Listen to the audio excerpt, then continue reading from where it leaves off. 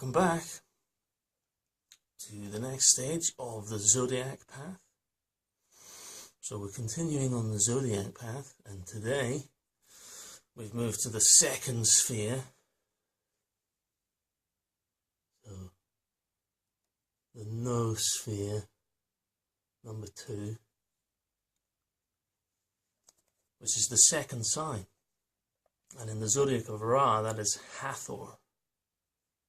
And the symbol is the vesica Pisces.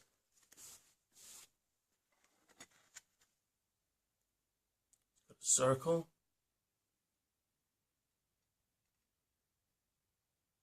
You have a vesica Pisces.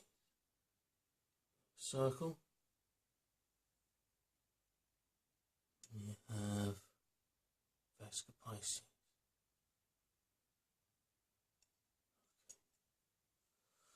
Stage 2. Which is to say, in the beginning was the maths for life to evolve on this planet. Yes. So today is in honor of the goddess of birth, which is what the vesica Pisces symbol definitely symbolizes. So today we are on day 67, and it's card number 2, which is Zodiac number 2, which is Hathor, which connects to the traditional Capricorn. This is the symbol here, the image.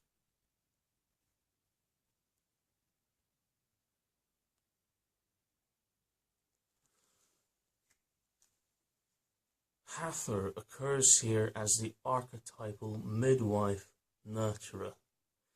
In this system, she symbolizes the endless devotion of the universe for all of creation. This is also seen in the connection between parents and their children, and produces an infinity loop connecting their hearts together as one.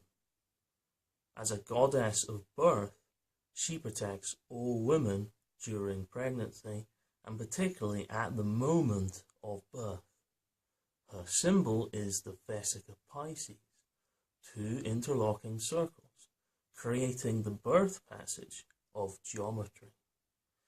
It stands for the infinite love and care required to bring a being into this world. In another way, it can also be understood as the mother's breast, the source of milk for a newborn child. The horns above her head signify her connection to the milk of cattle, which nurtures the whole culture. And yesterday, Thoth had the crescent moon above his head. Today, it's actually horns. And they have different headdresses and connect with different symbol traditions. Yeah. So this is how it resonates in the Zodiac of Ra.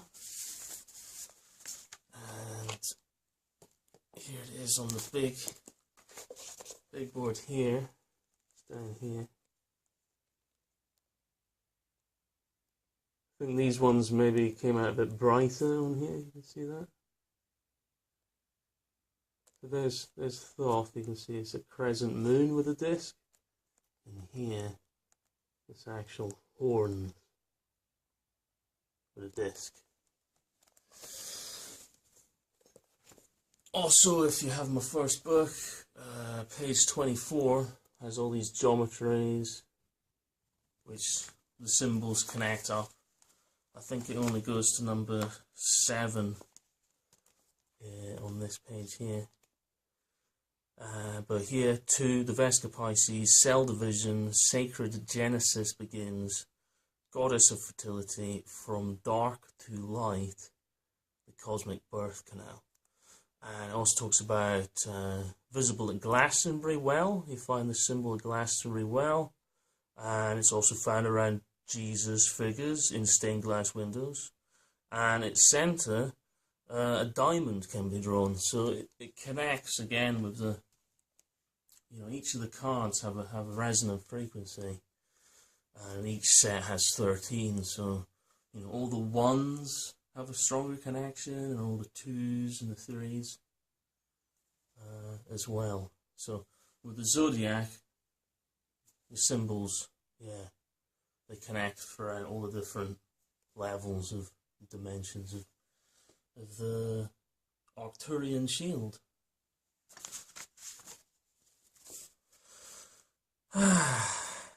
So that's a bit about goddess traditions, which there are many. Is there some sort of connection with modern science, even with,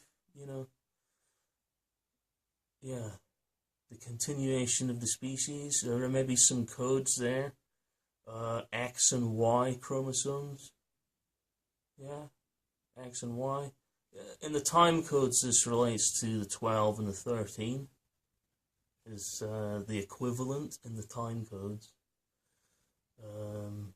And yesterday, after realizing that the stars and the moon had aligned perfectly with the beginning of this presentation of the Zodiac codes, I started putting together this, which, as you can see, is fairly complex, because I was trying to configure what the organic lunar zodiac looks like. So I had to plot all the positions in the stars with the coordinates to determine how many days in each sign in reality is the moon.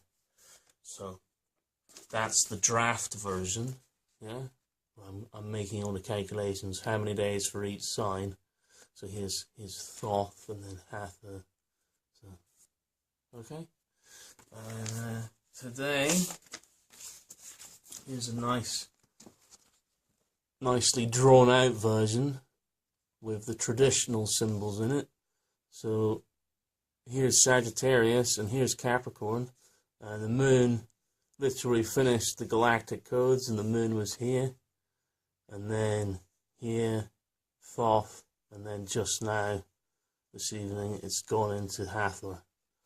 But it only actually aligns perfectly at the beginning, because actually it takes 2 days on average to go through one of the lunar zodiac signs. So by the time we actually finish the zodiac codes, we will have only gone through half. So it's only aligning perfectly at the beginning, but to be perfectly honest, for it to align perfectly at the beginning, that's already wow. Really, to be perfectly honest. I hope to share some more about things I've discovered through working with this Zodiac towards the end as well. But here you can see this. This is actually a 27 1/3 day cycle, which is essentially, it can be related to both the tropical and sidereal, because there's not much difference between those. And that's kind of then getting into lunar precession and things like this.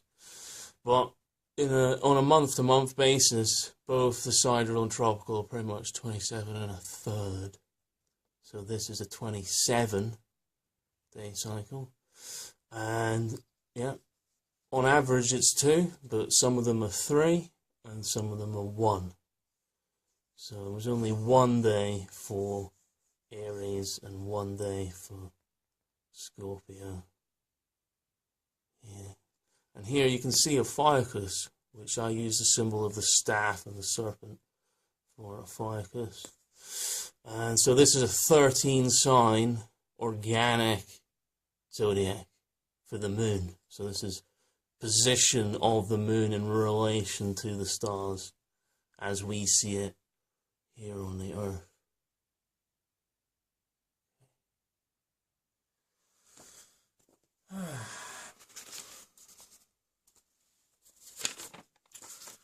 I also noticed that actually this also has more to say, because there's actually 13 days on this side and 12 on here, plus a day for the alignment with this is the galactic edge, this is the galactic center. So a day for each of those, and then 13 and 12, which, yeah, led me to contemplate again this 13 and 12. That's quite interesting. 13 and 12, that's 25, plus 1 is 26, plus 1 is 27. Yeah, X and Y chromosome, that's, you know, connecting things across different modalities. And again, it's the 2. Yeah, it's from the oneness into the 2. Okay.